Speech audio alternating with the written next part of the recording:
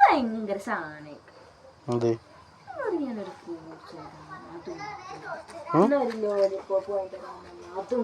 എന്ത് lollipop? മുട്ടേന്റെ മറ്റാ lollipop മൂത്തടുത്തുള്ള ലോലിപോപ്പോ? ജിന്നോട് കൊണ്ടല്ല, ജിന്നോട് കച്ചവടം പോരാ.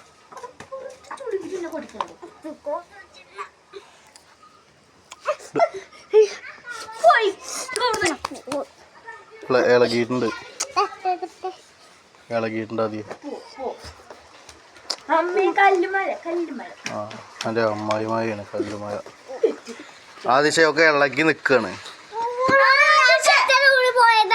എന്തിന്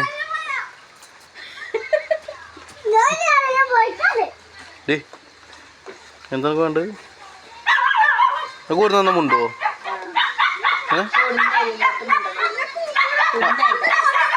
തിന്നുണ്ടോ?